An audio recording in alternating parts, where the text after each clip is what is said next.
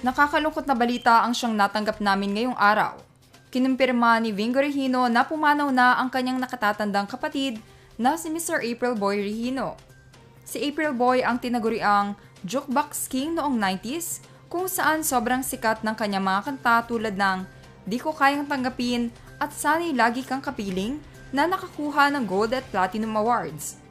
Si April Boy din ang kumanta ng soundtrack ng sikat na mga teleserye noong 90s tulad ng Esperanza at Pangako Sa'yo.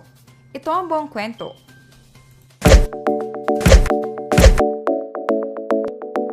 Si Dennis Regino Magluyuan Magdaraog o mas kilala bilang April Boy Regino ay namaalam na ngayon at kinumpirma ito ng kanyang mga kaanak. Kabilang ang anak nito na si JC Regino at asawa na si Madel Regino. Sa edad na 51 years old ay lumisan na ang batikang singer na siyang hinangaan ng napakaraming Pilipino noong 90s. Marami sa mga fans at followers ni April Boy ang nagulat sa balitang ito dahil napanood pa siya sa isang production number sa ASAP noong September kasama si Sara Geronimo at anak nito na si JC Regino. Ito ang pahayag ng kanyang kapatid. Nakakalungkot naman ang araw na ito. Wala na ang Kuya April Boy ko. Matatandaan na taong 2009 ay na-diagnose si April Boy na mayroon siyang prostate cancer. Ngunit nalagpasan niya din ito ilang taon pagkatapos magkaroon ng taning ang buhay niya. Ngunit hindi pa doon nagtapos ang pagsubok sa buhay ni April Boy dahil taong 2013 ay nagkaroon naman siya ng sakit sa puso at lumala din ang kanyang diabetes na naging sanhi ng kanyang pagkabulag. Kinailangan din niyang talikuran ang kanyang pagpe-perform at pag-awit upang mag-focus sa pagpapagaling. Kaya naman nagpasya siyang magpaalam sa showbiz taong 2013. Ito naman ang ilan sa kanyang interviews at mga pahayag noon. Akala ko wala akong kamatayan. Palagay ko po, sikat na sikat ako noon eh. Hindi ko na po naalala yung dating buhay ko. Nagaling pala akong squatter. Akala ko wala akong kamatayan. Parang Superman ho ako dati. Pagkatapos po noong nagkasakit ako, doon ko nalaman na ang tao pala ay nagkakasakit. Akala ko habang buhay akong masaya, maligaya. Dahil ho ang lakas ng kita ko doon sa Amerika. Sikat na sikat pa din ako doon. Hanggang dumating ang mga pagsubok na hindi ko akalain na darating sa akin. Pagka sinabing cancer, mabibigla ka na lamang sa sarili mo. Cancer? Mamamatay na ako? Umiyak na po ko noon, sabi ko, parang mamamatay na ako. Matigas ho ang ulo ko. Kasi basta po gagaling na ako, umiinom po ako ng beer. Yun po ang kahinaan ko. Malakas po ako uminom ng beer. Nakakasampu ako sa isang araw. Nabigla po siguro ang katawan ko na tumatanda na pala ako. Kasi ang sarap po sa showbiz, party-party. Tumaas po yung diabetes ko. Pumutok po yung mga ugat ng mata ko. Sobrang iyak ko na po noon. Parang nangyari po sa akin noon, inutil na po ko. Kasi wala na po ako nakikita Bulag na po ako. Paano po ako magtatrabaho noon? Hindi na po ako makalabas. Kasi paano ako maglalakad? Wala naman po akong makikita. Naisip ko, parang pawala na yung buhay ko. Dahil naisip ko na lang, yung mga kaibigan ko. Sabi ko, siguro kilala pa ako ng mga kaibigan ko. Kahit papano, tutulungan po siguro nila ako.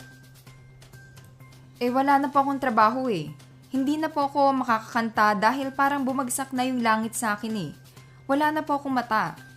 Tinawagan ko ngayon si Willie Revillame. Binigyan po ako ng tulong na 100,000 pesos. Unang opera ho yun Tapos, hindi naging successful kasi dumugo pa din ng dumugo yung mata ko.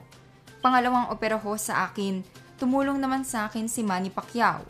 Binigyan ho ako ng 500,000. Para bang gusto ko nang mawala? Opo. Kasi ho, ang yabang-yabang ko dati. Ang dami pong humahanga sa akin. Tapos, nung naranasan ko na po, yung nabulag na po ako, lagi na lang akong nasa kwarto, nasa kama. Matutulog ako at pinapaliguan ng misis ko. At pinapakain ho ako. Iyak ho ako ng iyak sa sarili ko. Sabi ko, wala na akong patutunguhan, bagsak na ako.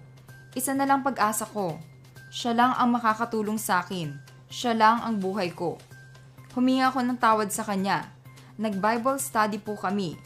Niyaya po ng misis ko mga kamag-anak niya para ipagdasal ako. Ayon pa sa balita na aming natanggap ay dahil sa mga pagsubok na dumating at nalagpasan ni April Boy noon ay nagbalik loob siya sa Panginoon at nagsulat siya ng mga inspirational at Christian songs.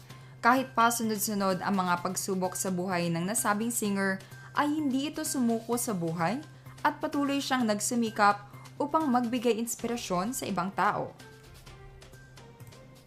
At kahit sunod-sunod ang dagok sa buhay nila, ay hindi naghirap ang kanyang pamilya dahil marunong humawak ng pera ang kanyang asawa na si Madel Regino at parehong masipag magtrabaho ang kanyang dalawang anak na sina JC Regino at Charm Regino na pareho nang nakabase sa ibang bansa.